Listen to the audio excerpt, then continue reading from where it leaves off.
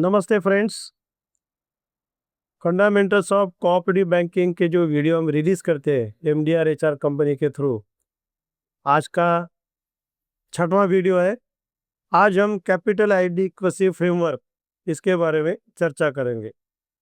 Capital की कितनी ज़रूरत है, कितना चाहिए, वो हम समझने की कोशिश करेंगे। What is capital adequacy framework?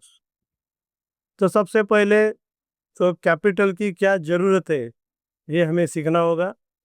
तो कैपिटल की क्या ज़रूरत रहती है बैंक के हिसाब से? तो बैंक का जो रोल है वो फिनेंशियल इंटरमीडिएटरी है। हमारी जो इकोनॉमिक सिस्टम है इंडिया की, तो हमारा बैंक का जो रोल है, हमारा अर्बन कोऑपरेटिव बैंक है तो इंटरमीडिएटरी है। लोगों से हम पैसा देते हैं, लेते हैं, और लोगों को पैसा भी कर्जा करके देते हैं। ये हमारा रोल है, मेन रोल। और इकोनॉमी के अंदर हम इसके ये रोल के अंदर पार्टिसिपेट करते हैं।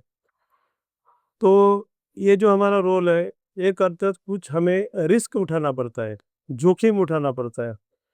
उस जोखिम के लिए अगर हमारे पास सिस्टम्स एंड कंट्रोल हो तो बहुत अच्छी बात है। उसके सिवा तो हम बैंक चला ही नहीं सकते। लेकिन उसके बावजूद भी कभी अगर जो हम रिस्क उठाते हैं उसमें हमें घाटा आ गया, तो ये जो कैपिटल है ये बफर करके हमारे लिए काम आता है। इसके लिए बैंक को कैपिटल की बहुत ज़रूरी रहती है। जो बैंक का कैपिटल ज़्यादा है उसके वो बैंक के ऊपर डिपॉजिट्स का भरोसा ज़्यादा रहता है। इसके लिए जितनी भांडवल पर्याप्तता हमारे पास होगी उतना बैंक का इमेज अच्छी रहती है, लोगों का कॉन्फिडेंस रहता है, और लोग कम इंटरेस्ट रेट पे भी हमारे पास डिपॉजिट रखने के लिए कुछ हिचकिचाएंगे नहीं हो। और सबसे इम्पोर्टेंट जो है, जो हमारा रेगुलेटर है, वो लाइसेंसिंग जो है हमारी, उसके लिए प्री कंडीशन रहती है। अगर बैंक शुरू करने का है तो, और बैंक चालू रखने का है तो भी हमारे रेगुलेटर की कुछ कंडीशन है कि कितना बैंक का कैपिटल होना चाहिए। इसीलिए ये सब डिपॉजिटर्स के नज़रिए से, रेगुलेटर के लिए एक्ट के हिसाब से हमें बैंक को कैपिटल की, भांडवल की ज़रूरत रहती है। जो भांडवल पर्याप्तता है, तो एक तो एक्ट के हिसाब से हमें कुछ रखना पड़ता है और कुछ रेगुलेटरी के हिसाब से। तो स्टैट्यूटरी प्रोविजन जो है एक्ट के हिसाब से हमें रखना पड़ती है, और रेगुलेटर हमारा नियामक कौन है? Reserve bank of India. तो एक्ट के हिसाब से जो मिनिमम कैपिटल, अभी 2025 में बीआर एक्ट अमेंड हुआ। बीआर एक्ट अमेंडमेंट का 2025 का अगर हम ख्याल रखते हैं, तो हमारी बैंक जो है तो टीयर 1, टीयर 2, टीयर 3, टी 4 में बटी हुई है। तो जो टीयर 1 बैंक्स है जिनका डिपॉजिट्स 100 करोड़ तक है, 100 करोड़ तक है, और जिनके ब्रांचेस एक ही डिस्ट्रिक्ट में है, तो उनका कैपिटल कितना चाहिए? 2 लाख तक चाहिए मिनिमम। और बाकी सब बैंक के लिए कैपिटल की जो कंडीशन है वो 5 लाख की है। तो this is the minimum capital requirement RBI के हिसाब से। लेकिन आज के डेट पे जो बैंक के पास इतना भांडवल पर्याप्तता नहीं है, पूंजी नहीं है, तो आरबीआई ने कंसेशन दिया है। वो हमें 2 साल के अंदर ये पूरा करना पड़ता है। पहले 50%, मार्च 26 तक, और मार्च 28 तक हमें पूरा प्रोविजन हमें करना पड़ेगा। रिस्क वेटेड असेट्स, जब हम भांडवल पर्याप्तता देखते हैं तो क्रार आता है, और क्रार का लॉन्ग फॉर्म है capital to risk weighted assets. इसके लिए हमें पहले रिस्क वेटेड असेट्स क्या है ये समझ के लेना चाहिए।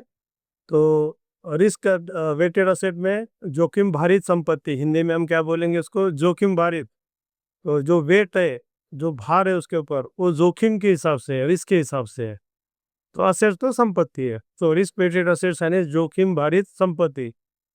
So it comprises both exposures, assets on balance sheet end of balance sheet. यानी जो ऑफ बैलेंस शीट पॉलिसी रहती है हमारी, गारंटीज, एलसी वगैरह जो है वो ऑफ बैलेंस शीट रहती है, और बाकी के सब असेट्स हमारे बैलेंस शीट में आते हैं, फिगर्स में आते हैं हमारे बैलेंस शीट के। ये दोनों के लिए रिस्क वेटेड असेट्स रहते हैं। Assets are risk adjusted as per their perceived risk. जो असेट में रिस्क ज़्यादा है, जोखिम ज़्यादा है, उसका भार, उसका वेट ज़्यादा रहता है। और जो असेट में रिस्क कम है, उसका रिस्क वेट क्या रहता है, कम रहता है परसेंटेज में। So higher the risk, higher the risk weight. जिसमें ज़्यादा रिस्क है, ज़्यादा जोखिम है, उसका रिस्क वेट ज़्यादा है, और जिसका कम है उसके लिए रिस्क वेट कम है। कभी कभी क्या होता है कि आरबीआई ये जो risk weight as a tool इसका यूज़ करती है, और जो सेक्टर में पैसा नहीं जाना चाहिए उसका रिस्क वेट बढ़ाती है, और जो सेक्टर में पैसे ज़्यादा जाना चाहिए उसका रिस्क वेट कम करती है। तो आरबीआई के लिए एक टूल है। तो फॉर एग्जांपल रियल इस्टेट है, तो रियल इस्टेट में अगर ज़्यादा पैसा नहीं जाना चाहिए तो रिजर्व बैंक क्या करती है, उसका रिस्क वेट बढ़ा देती है। और गरीब लोगों के लिए, कमज़ोर वर्ग के लिए अगर हाउसिंग लोन बढ़ाना है, ज़्यादा पैसा उधर जाना है इकोनॉमी का, तो उसका रिस्क वेट घटा देती है। ये टाइप का risk weight as a tool reserve bank use करती है। तो ये जो असेट्स है, पहले तो उसका रिस्क वेट रहता है, और बाद में उसको मल्टीप्लाई किससे करते हैं, रिस्क वेट उसका जो भी है वो हम एग्जाम्पल के साथ ये समझने की कोशिश करेंगे।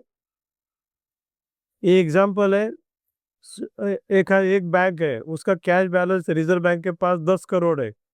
तो कैश के लिए रिजर्व बैंक के पास रिस्क वेट कितना रहता है, 0। यानी इसमें कोई जोखिम ही नहीं है। तो रिस्क वेटेड असेट कितना आएगा इसका, 0 आएगा। दूसरा, करंट अकाउंट में हम पैसा रखते हैं दूसरे बैंक के पास, तो उसका रिस्क वेट कितना है, 20% है।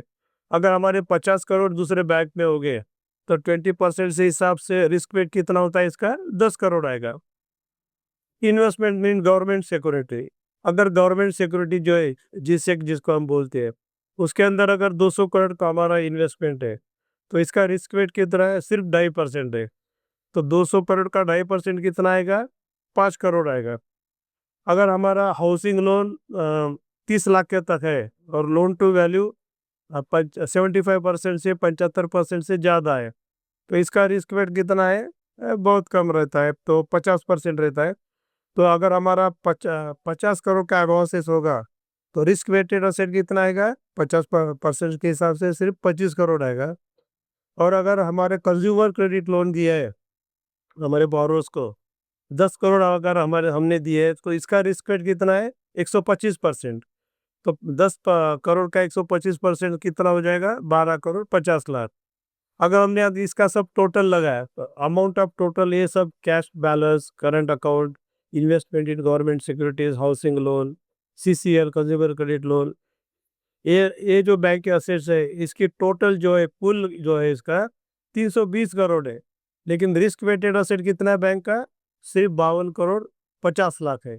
ये क्यों हुआ, क्यों हमारे जो असेट्स है जिसके अंदर जोखिम कम है उसमें ज़्यादा है, और जिसमें जोखिम ज़्यादा है वो कंज्यूमर क्रेडिट लोन 10 करोड़ ही है, तो अमाउंट कम है। इसके लिए बैंक का जो असेट्स है टोटल उसका, और रिस्क असेट वेस्ट का एक फ़र्क है, वो सरीखा कभी हो नहीं सकता है। अब हमें वो कैलकुलेट करना पड़ता है। रिजर्व बैंक सर्कुलर इशू करती है हर साल, और जो भी रिस्क वेट है वो कैलकुलेट करके हमें रिस्क वेटेड असेट कैलकुलेट करना पड़ता है। ठीक है। अभी एक बार हमें रिस्क वेटेड असेट ख्याल में आ गया, तो क्या करार जो है, capital to risk weighted asset ratio, ये कैलकुलेट कर सकते हैं। तो हमारा जो भी कैपिटल है, एलिजिबल कैपिटल है, वो कैपिटल डिवाइडेड बाय, हमें उसको किससे डिवाइड करना पड़ता है, टोटल रिस्क वेट, यानी रिस्क वेटेड असेट अभी जैसे कैलकुलेट वो, और मल्टीप्लाइड बाय 100, ये किया तो हमें करार का रेशियो मिलता बैंक का। हमारा बैंक का इंस्पेक्शन जो है, उसमें रेटिंग जो है वो कैमल्स के ऊपर है, और कैमल्स का पहला क्या है, सी, और C stands for capital adequacy, और उसमें वो करार प्रिस्क्राइब किया है। अभी करंटली कितना चाहिए करार हमें, एज ऑन डेट मार्च 25 के बेसिस पर 11% करार चाहिए, और मार्च 26 के बेसिस पर 26%, सॉरी, मार्च 26 के बेसिस पर 12% करार चाहिए। और टीयर 1 के लिए उन्होंने 9% दिया है, और टीयर 2, 3, 4 के लिए अभी जैसा बताया मार्च 26 को कितना होना चाहिए, 12% होना चाहिए। रेगुलेटरी प्रिस्क्रिप्शन जो लिखा है वो बताया मैंने। अभी हमें जो हमारा कैपिटल है, कैपिटल के दो भाग होते हैं। It is divided into 2 parts. Part 1 and part 2, उसको क्या बोलते हैं हम, टियर 1 कैपिटल और टियर 2 कैपिटल। और टियर 1 कैपिटल सबसे पहले समझ लेंगे क्योंकि ये सबसे ज़्यादा इम्पोर्टेंट है। तो टियर 1 कैपिटल में क्या क्या आता है? तो टियर 1 कैपिटल में जो रेगुलर मेंबर्स है हमारे, जिनको वोटिंग राइट्स है, उन्होंने जितना भी शेयर्स दिया है, बैंक में जमा किया है, उसकी जो भी वैल्यू है वो टियर 1 कैपिटल में आता है। Paid up share capital from regular members. दूसरा आता है जो हम फीस लेते हैं नॉमिनल मेंबर से या रेगुलर मेंबर से, वो नॉन रिफंडेबल रहती है। वो हमारे पास के कहाँ पर आ जाएगी? वो टियर 1 कैपिटल में आएगी। तीसरा, अगर बैंक ने पीएनसीपीएस यानी perpetual non cumulatively preferred shares issue किए होंगे, तो पीएनसीपीएस टियर 1 कैपिटल में आती है। बैंक के जो फ्री रिजर्व्स रहते हैं वो टियर 1 कैपिटल में आते हैं। उसके बाद में फ्री रिजर्व्स पहले हम समझ लेंगे। तो फ्री रिजर्व्स किसको कहते हैं हम? तो फॉर एग्जांपल हमारी बीडीडीआर रहती है, तो बीडीडीआर यानी प्रोविजन है, बैड डेट, बैड जो डेट्स है हमारे, उसके लिए बैड एंड डॉटफुल जो है, तो उसके लिए वो प्रोविजन रहती है। तो बीडीडीआर की प्रोविजन फ्री रिजर्व में आती नहीं है। लेकिन बिल्डिंग फंड है, तो building fund can be considered as a free reserve. ये ख्याल में रखिए, फ्री रिजर्व अगर कोई भी हमने हमारी प्रोविजंस पर्टिकुलर लॉस के लिए अगर होगी तो नहीं रहती है। और फंड जो रहता है वो क्रिएट करते हैं हम, दैट टू थ्रू अप्रोप्रिएशन के थ्रू जो होता है, वो फ्री रिजर्व में हम लेते हैं। It is not dedicated for any expected losses. बाद में capital reserves arising out of the sale process of the assets. Bank ने अगर एक आधा असेट सेल किया, असेट था 1 करोड़ का, 3 करोड़ में बेच दिया, तो जो 2 करोड़ का प्रॉफिट होगा वो जो आता है वो उसको कैपिटल रिजर्व्स में हम डालते हैं। ये sale process of the asset जो रिजर्व्स आता है हमारे पास अप्रोप्रिएशन फंड के बाद में, वो कैपिटल रिजर्व्स भी टियर 1 कैपिटल में आता है। उसके बाद में कोई अगर बैंक ने परपेचुअल डेट इंस्ट्रूमेंट्स इशू किए होंगे, रेगुलेटरी जो भी रिक्वायरमेंट है वो कंप्लाई किया, पूर्तता की हमने, तो वो भी टियर 1 कैपिटल में आता है। और प्रॉफिट एंड लॉस अकाउंट में जो भी सरप्लस रहता है, जो स्टैट्यूटरी प्रोविजंस प्रोवाइड करने के बाद, तो वो सब टियर 1 में आता है। बहुत सारी बैंक क्या करती है कि हमें जो 25%, 1% जो भी है स्टैट्यूटरी प्रोविजन के हिसाब से ट्रांसफ़र करना पड़ता है रिजर्व्स, वो छोड़ के बाकी का पूरा अमाउंट पीएनएल में रहती है। क्योंकि वंस वी ट्रांसफ़र जो सरप्लस फंड्स कोई फंड में डाल दिया है, और फ्री रिजर्व भी होगा, फंड भी होगा, तो भी हमें रिजर्व बैंक ऑफ इंडिया की परमिशन लेनी पड़ती है। यहाँ पर बैंक को थोड़ी फ्लेक्सिबिलिटी मिलती है, अगर पीएनएल में सरप्लस जो रख लिया तो वो साल के अंदर अपन वो खर्चा किधर भी कर सकते हैं। सो कुछ बैंक ये भी पॉलिसीज अडॉप्ट करती है। रीवैल्यूएशन रिजर्व्स ये नया एडिशन हुआ। पहले रीवैल्यूएशन रिजर्व टियर 1 कैपिटल में आता, टियर 2 में आता है, अभी टियर 1 में आता है रीवैल्यूएशन रिजर्व। उसकी क्या कंडीशंस है? तो पहले तो change in carrying amount of bank property consequent over revaluation, revaluation करना पड़ता है। रीवैल्यूएशन करने के बाद जो भी वैल्यू होगी उसका 55% डिस्काउंट करके हम टियर 1 में लेते हैं, यानी 45% हम रीवैल्यूएशन के बाद टियर 1 में ले सकते हैं। एक है उसके अंदर जो भी प्रॉपर्टी हम रीवैल्यूएट कर रहे हैं, तो उसमें कोई लीगल प्रॉब्लम नहीं होना चाहिए। बैंक को जो प्रॉपर्टी वो सेल करता रहना चाहिए इमीडिएटली। वो लिटिगेशन वाली प्रॉपर्टी हम रीवैल्यूएशन करके टियर 1 कैपिटल में नहीं ले सकते हैं। और ये जो आता है अमाउंट, तो वी हैव टू डिस्क्लोज कैसा है, reserve fund and others in balance sheet में सेपरेट डिस्क्लोज करना पड़ता है। और इसका जो वैल्यूएशन है, जो भी हम रीवैल्यूएशन करने के बाद लेते हैं, इट शुड बी रियलिस्टिक। उसमें हम चढ़ा बढ़ा के नहीं ले सकते।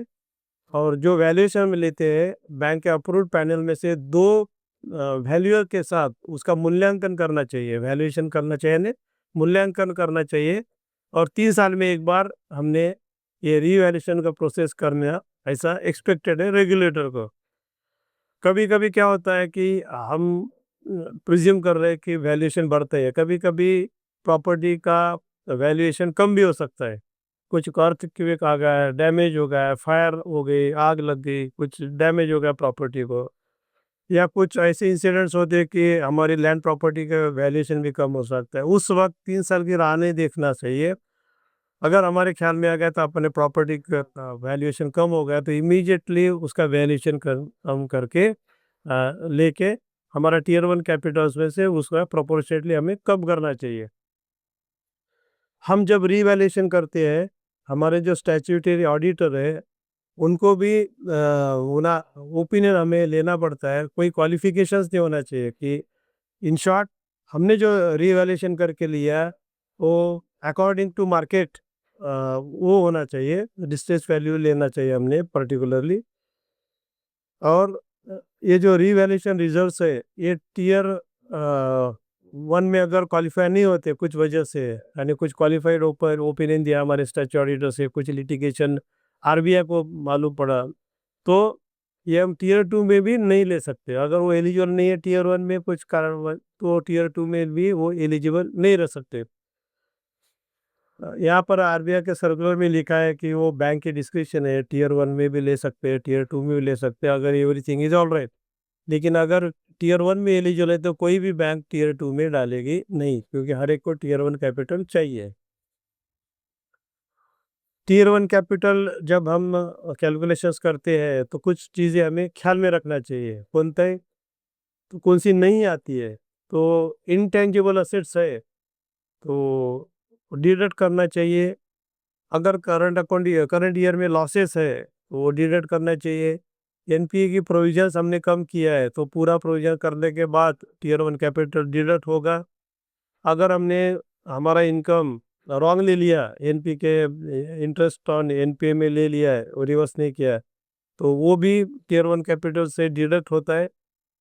और बैंक की जो लाइबिलिटीज अगर डिवॉल्व हो गई, बैंक को पैसा देना पड़ता है एनसी या गारंटी, कुछ बैंक का नुकसान हो गया तो वो भी हमें टीयर वन कैपिटल से कम करना चाहिए। बहुत बार ऐसे ही होता है, हमारा स्टैट्यूटरी ऑडिट होने के बाद रिजर्व बैंक ऑफ इंडिया का इंस्पेक्टिंग ऑफिसर्स आते हैं और हमारा वो टीयर वन कैपिटल, ये जो 5 रीजन दिए हमने वजह दिए उससे हमारा टीयर वन कैपिटल कम होता है। इसीलिए हम जब हमारा टीयर वन कैपिटल कैलकुलेट करते हैं तो पहले से ही बराबर करना चाहिए हमने, ये डिडक्शन जो है पहले से ख्याल में रखना चाहिए। अभी ये जो टीयर वन कैपिटल है उसमें हम जब फंड क्रिएट करते हैं तो fund should be created as an appropriation of net profit. Appropriation इसका मतलब क्या है, बिलो द लाइन।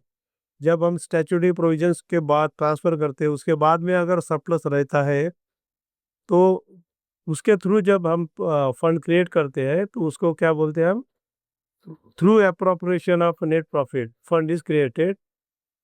और फंड जो हम टीयर वन कैपिटल में लेते हैं वो फ्री रिजर्व होना चाहिए, वो स्पेसिफिक रिजर्व नहीं होना चाहिए बीडीडी या सरी का, फ्री चाहिए। जैसा कि बिल्डिंग है एग्जांपल में हम बता रहा हूँ। तो दूसरा बात क्या है कि any fund is created by charge on property. अभी आईडीआर है, इन्वेस्टमेंट डिप्रिसिएशन रिजर्व, वो we charge on the profit of the bank. PIL को हम डेबिट करके वो क्रिएट करते हैं तो आईडीआर टीयर वन कैपिटल में नहीं आता है। ठीक है। टीयर टू, अभी हमने टीयर वन कैपिटल देखा, अभी हम टीयर टू कैपिटल देखेंगे।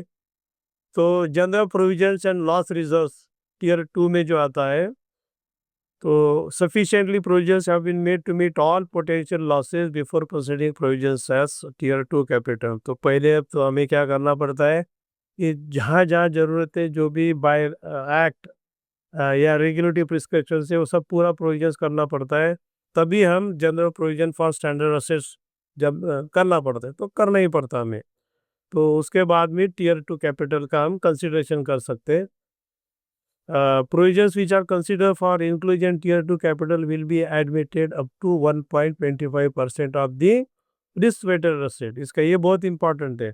बैंक के जो भी रिस्क वेटेड है, अब हमने कैलकुलेशन दिखाया डेमो करके, तो बैंक के जो टोटल रिस्क वेटेड असेट है ज़्यादा से ज़्यादा 1.25% हम ले सकते हैं टीयर टू कैपिटल में, उससे ज़्यादा हम नहीं ले सकते। ये बहुत इंपॉर्टेंट है।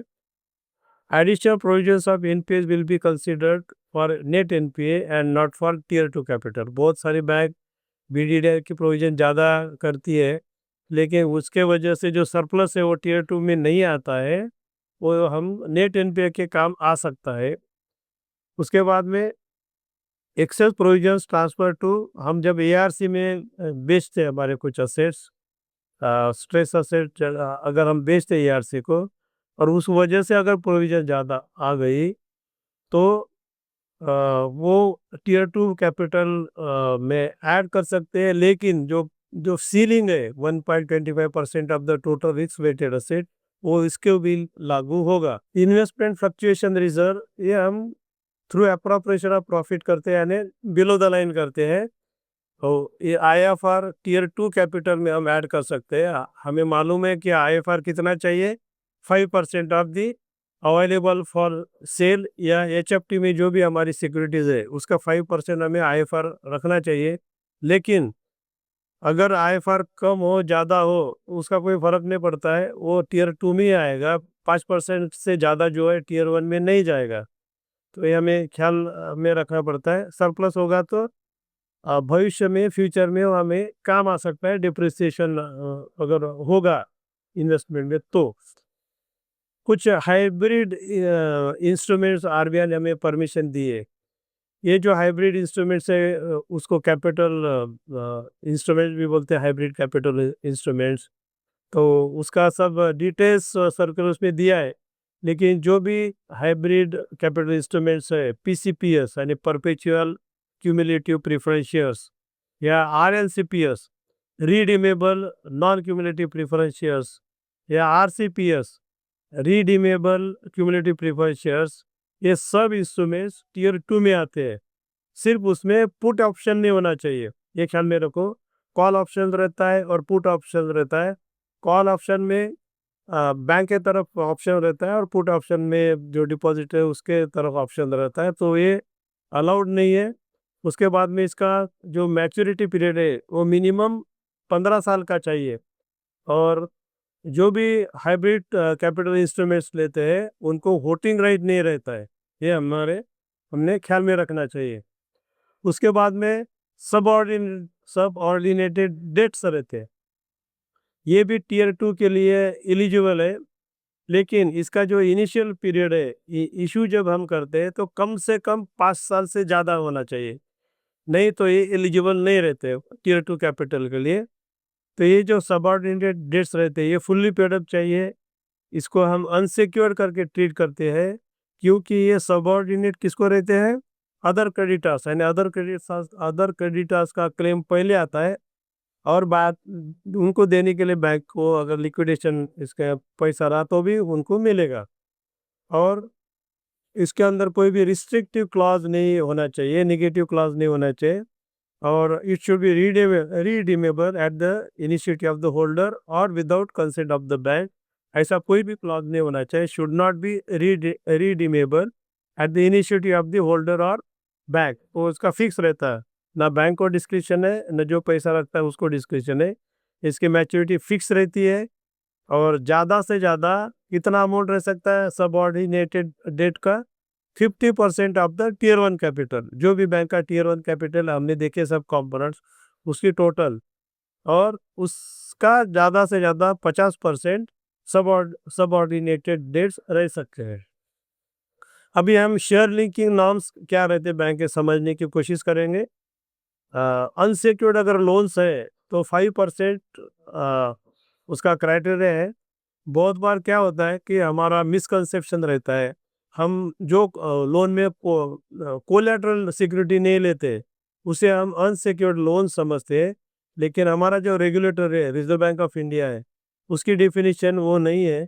अगर हमने कोई शॉप के लिए 5 लाख लोन दिया है, और स्टॉक जो है दुकान के अंदर का उसको हमने प्राइमरी सिक्योरिटी अगर ट्रीट किया है, प्राइमरी सिक्योरिटी स्टॉक को, तो it is a secured loan from regulators point of view. हमने अगर कोलेटरल नहीं लिया तो हम समझते हैं उसको अनसिक्योर्ड, लेकिन वो सिक्योर्ड है। तो जो क्लीन लोन है, जिन पे प्राइमरी और सेकेंडरी सिक्योरिटी नहीं है, वो अनसिक्योर्ड लोन है, उसके लिए शेयर लिंकेज कितना है, 5%। और जो सिक्योर्ड है उसके लिए शेयर लिंकेज है 2.5%। और अगर बोरोअर एमएसएमई कैटेगरी का होगा micro small medium enterprise category का अगर होगा तो उसमें थोड़ा कंसेशन है। पहले साल 1% हम ले सकते हैं और आगे के 2 साल के अंदर बाकी का 1.5% हम ले सकते हैं। अगर अब हमारा बैंक का मेंबर का जो शेयर होल्डिंग है बैंक के अंदर, वो बैंक के टोटल कैपिटल के पेड अप कैपिटल के 5% तक अगर होगा तो उससे हम एडिशनल और कैपिटल नहीं ले सकते, क्योंकि रेगुलेटरी प्रिस्क्रिप्शन है ज़्यादा से ज़्यादा कोई भी व्यक्ति का 5% of the paid up capital वो रख सकता है, उससे ज़्यादा नहीं है। और अ, अगर उसने पीएनसीपीएस अगर लिए होंगे तो it is at par with shares. उसका अगर उसने 2.5% या 5% जो भी लगे लिए होंगे तो उसको एडिशनल शेयर मांगने की जरूरत नहीं है। ये जो नॉर्म्स है उसमें रिजर्व बैंक ऑफ इंडिया ने कुछ कंसेशन दिया है, डिस्क्रिप्शन दिया है बैंक को, बैंक मैनेजमेंट को। अगर हम रेगुलेटरी प्रिस्क्रिप्शन करार का कॉन्जिक्यूटिव ईयर्स में अचीव करते हैं, अभी कितना है मार्च 25 तक 11% और मार्च 26 से 12% है। अगर बैंक का 12% अगर है, अगर टियर 1 कैपिटल 5.5% से ज़्यादा है ऑडिटेड बैलेंस शीट के हिसाब से, और बैंक वो कम कर सकती है, बैंक जो भी प्रिस्क्राइब करेगा बैंक को पूरा अधिकार है। 2.5% या 5% का जो भी है वो डिस्क्रिशनरी पावर है, 1% रखो, 50 रुपये रखो, 1000 रुपये, जो भी रखना सकता है। लेकिन ये ख्याल में रखना चाहिए कि बैंक को ये कंटिन्यूस रखना चाहिए करार 12% से ऊपर, और जो भी कंसेशन दिया है वो सब लोगों के लिए सरीका चाहिए।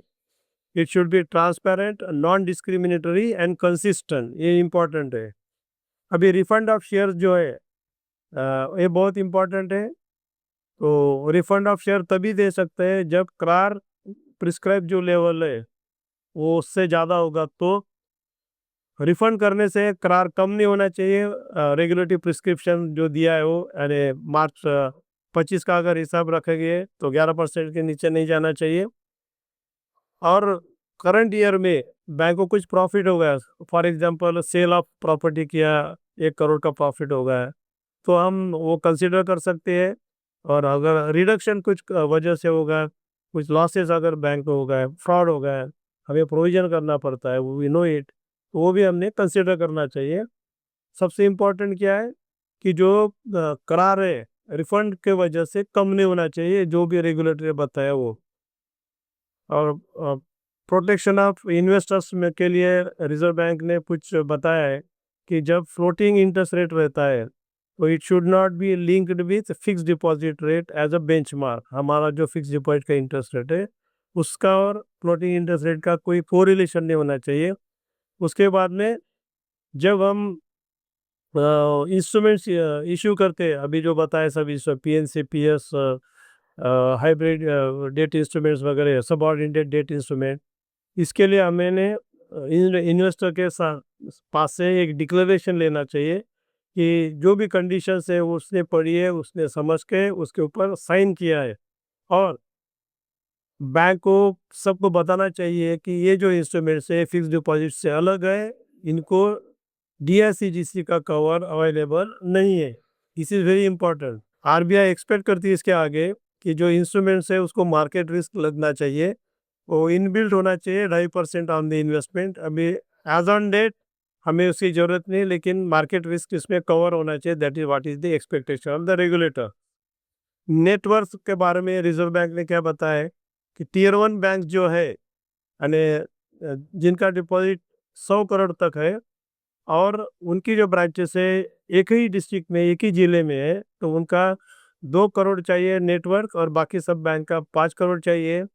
जिनका नहीं है उनको मार्च 26 तक इसका 50% तक, यानी टियर 1 के लिए 1 करोड़ और बाकी बैंक के लिए 2.5 करोड़, और 28 तक 100% यानी 5 करोड़ तक तो भी बैंक का नेटवर्क होना चाहिए।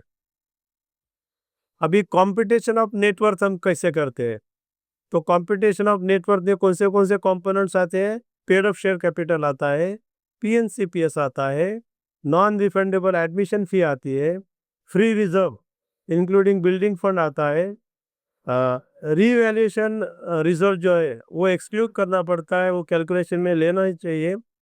आईएफआर का जो एक्सेस है 5% से अगर ज़्यादा है वो भी हम नेटवर्क में ले सकते हैं, और पीएनएल अकाउंट में जो क्रेडिट बैलेंस है वो भी हम ले सकते हैं। तो ये सब इसका टोटल ले सकते हैं, लेकिन डिडक्शन इसमें क्या करना पड़ेगा, डेबिट बैलेंस इन पीएनएल अकाउंट, यानी लॉस अगर होगा तो डेबिट बैलेंस डिडक्ट करना पड़ेगा, अकोमोडेटेड लॉसेस होते हैं वो भी डिडक्ट करना पड़ेगा, डीटी अगर होगा, डिफर्ड टैक्स असेट्स अगर होगा तो वो भी डिडक्ट करना पड़ेगा, इंटेंजिबल लॉसेस अगर होंगे बैलेंस शीट के अंदर तो that also we have to deduct.